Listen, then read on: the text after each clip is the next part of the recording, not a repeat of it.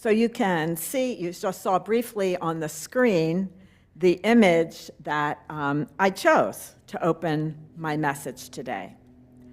Now you might say, wait a minute, you're an artist who loves color.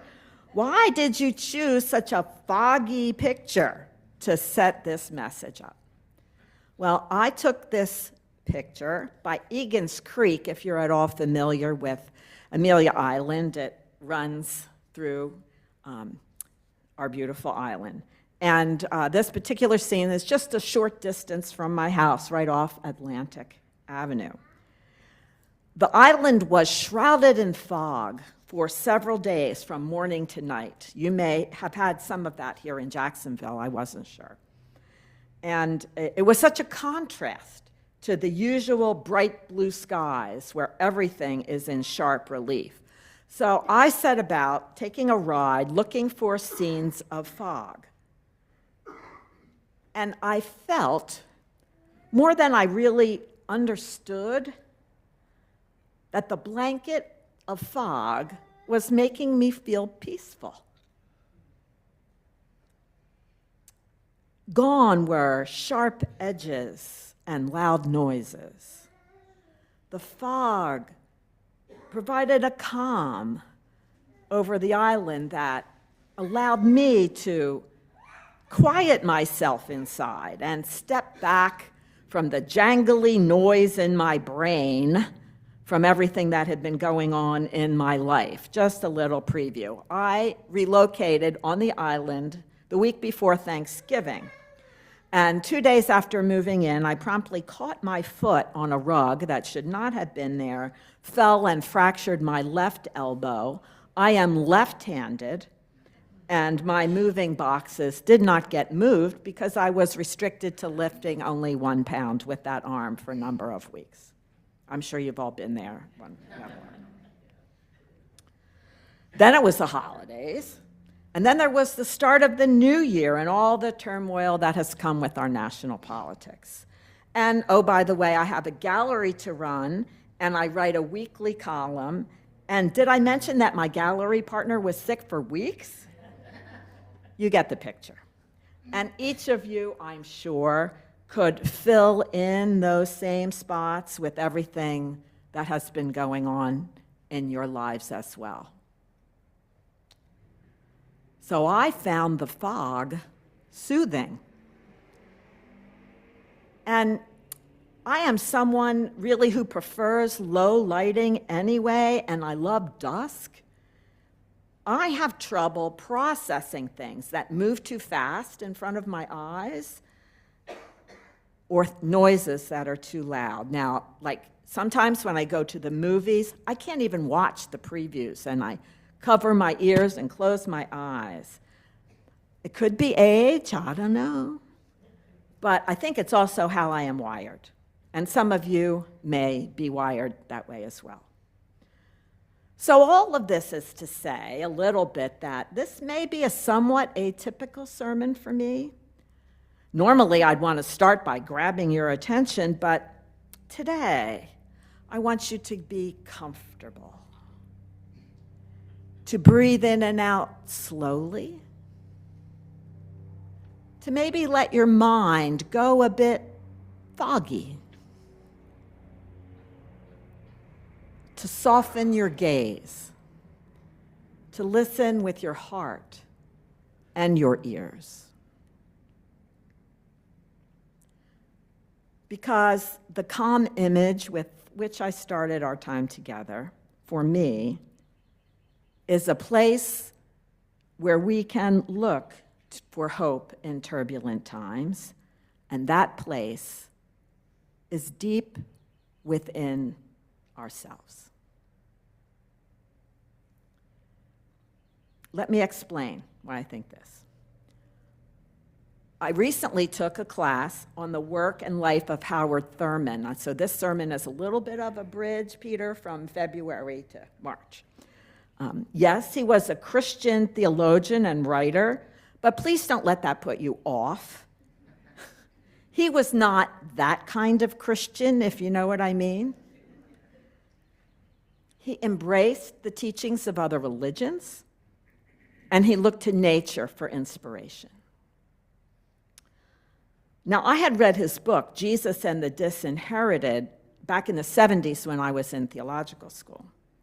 And that book provided help for the civil rights leaders to reimagine the Gospels as a basis for the mandate to reach out to the disempowered and the disenfranchised. Because, unfortunately, the Christian message had been used too often to justify keeping people in their place. That book came out in 1949. Some of you may remember that year, just at the end of World War II. And the war had upended traditional roles and ways of doing things, and there was momentum for change, but there was also a longing for stability, to go back to normal, whatever that was. So before I took this brief class, I didn't really know about Howard Thurman's deep spirituality for facing times of oppression and struggle. So I wanted to share those with you. He was rooted in his own experience of coping in the world in which he found himself in the segregated South, having been born just south of here in a segregated part of Daytona Beach in 1900. He was raised by his mother and his maternal grandmother, who had been an enslaved person. They were very formidable influences in his life. His father died when he was only 7, and he found solace from his grief and from the wounds of segregation. In his experience of nature, he loved the relentless pounding of the surf on the sand and the sturdiness of the big oak trees in his yard. I love the sturdiness of those big oaks too, don't you? They're wonderful. During the class, we listened to a part of an interview with him where he spoke about his boyhood, where he would sit with his back against one of the biggest trees in his yard and let the strength of that tree seep into his bones. He would watch during storms, and he would see that those monumental branches would sway but not break, sway but not break. And that was one of the earliest lessons he took from those trees. Bend, but don't break.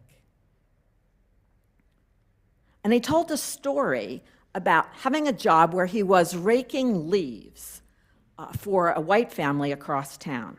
But their little girl kept jumping in the piles and messing up his work. And he threatened to tell her mother, but she didn't care. And then he said he would tell her father. Well, she took a pin off of her dress she was wearing and jabbed him with it. And he cried out in pain. Who wouldn't? And she said, "What's the matter with you? You don't feel. You don't feel."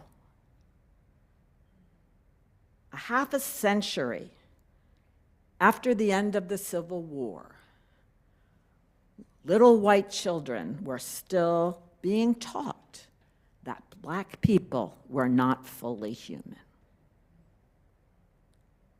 Change comes very, very slowly. He took all of these lessons from his early life on his educational journey. He really, really wanted to go beyond the 7th grade. Did you know there were only, back then, 3 high schools in the entire state of Florida that allowed black children to go beyond the 7th grade? So his poor family scraped together the money to send him to the Baptist Christian Academy, which was right here in Jacksonville. He went from there to Morehouse College, and then on to Colgate-Rochester Divinity School. He then taught at his alma mater of Morehouse and the sister school Spelman. And he then became dean of the chapel of Howard University, the very place where all the brightest minds in the black population were gathered. He was only in his early 30s then. He studied with Rufus Jones, a Quaker, who introduced him to mysticism, pacifism, and an understanding that mission work could be more giving humanitarian aid than proselytizing for religious conversion. He introduced him to the teachings of Gandhi, and that changed his life.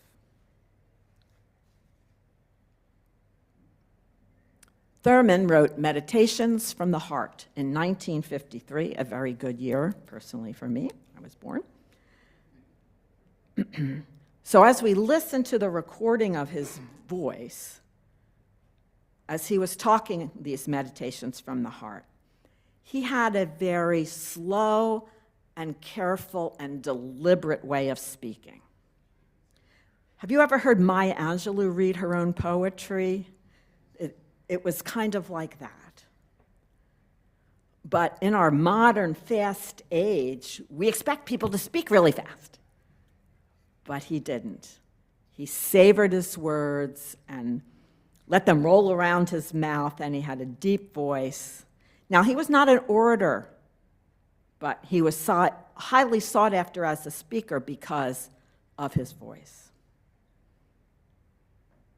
I would like to read for your reflection an excerpt from the meditation that I was introduced to in this class called An Island of Peace Within One's Soul.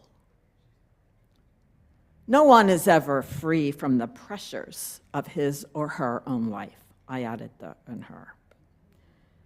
Each one has to deal with evil aspects of life, with injustices inflicted upon him, which he wittingly or unwittingly inflicts upon others. The only possible hope for surcease is to establish an island of peace within one's own soul. This is the place where there is no pretense, no dishonesty, no adulteration. How foolish it is, how terrible, if you have not found your island of peace within your own soul. It means you are living without the discovery of your one true home.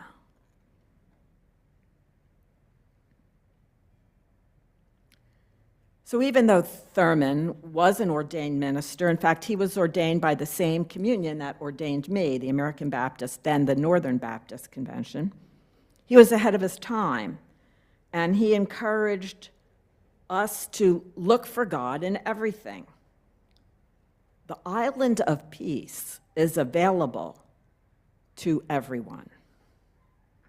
Another way he said this, which I really loved, was follow the grain of your own wood. Do we have any woodworking people in here?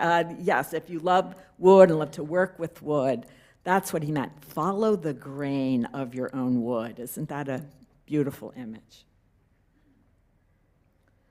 So I ask you today, are you familiar with your island of peace? Are you a regular resident of that island?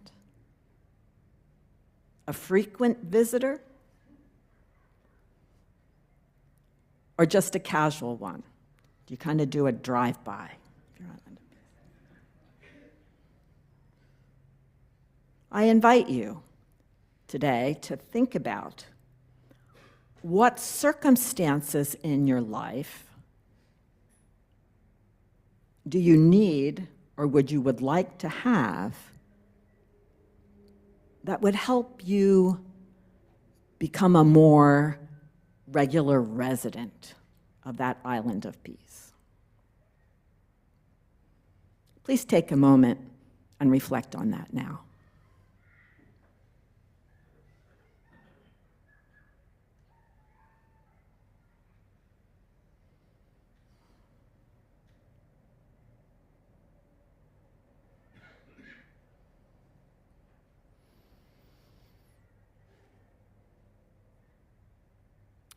Thurman went on to offer this caution if we neglect our island. There is something in every one of you that waits and listens for the genuine in yourself. It is the only true guide you will ever have. And if you cannot hear it, you will spend your days on the end of strings that someone else pulls. How often do we find ourselves reacting rather than more thoughtfully responding?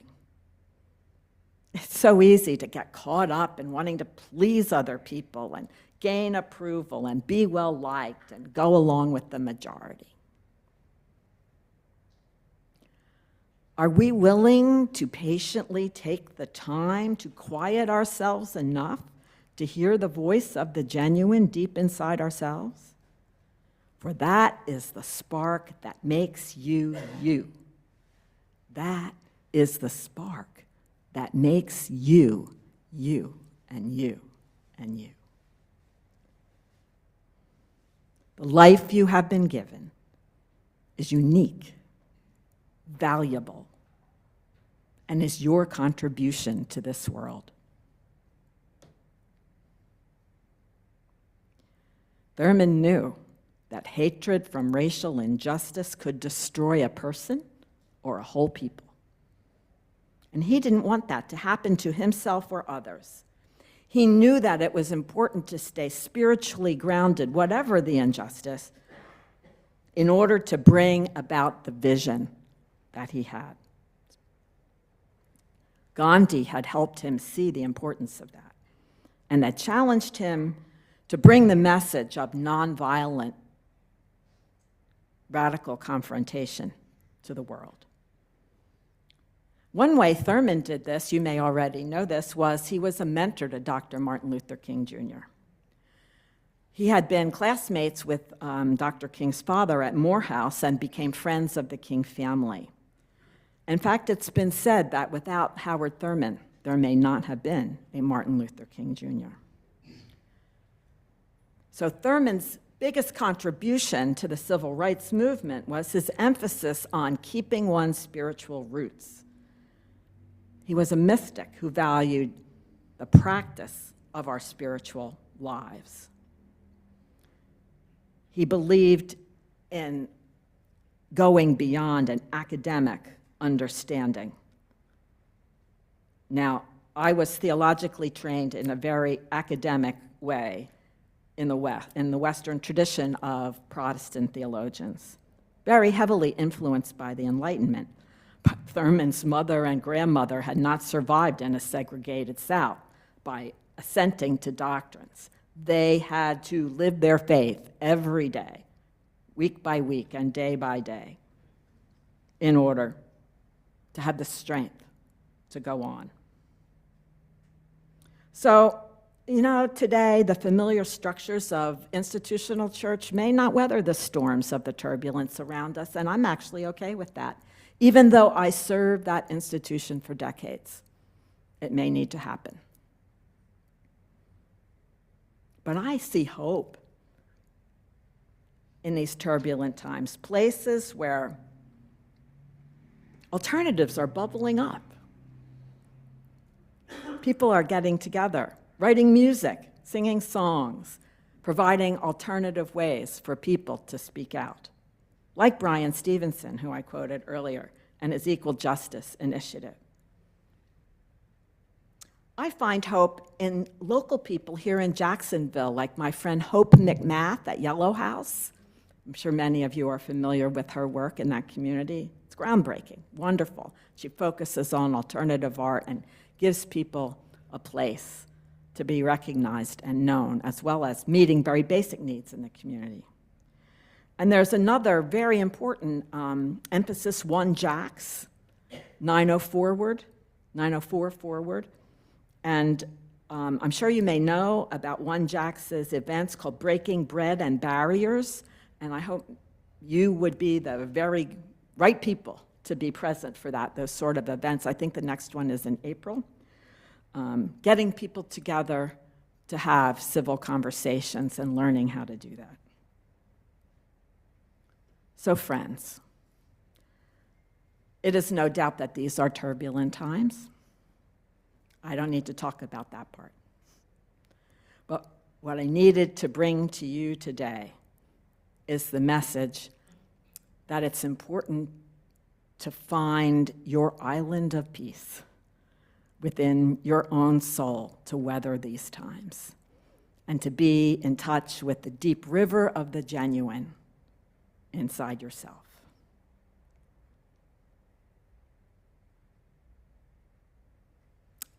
I read you again these words of inspiration and caution from Howard Thurman. There is something, oh precious people, there is something in each one of you that waits and listens for the genuine inside yourself.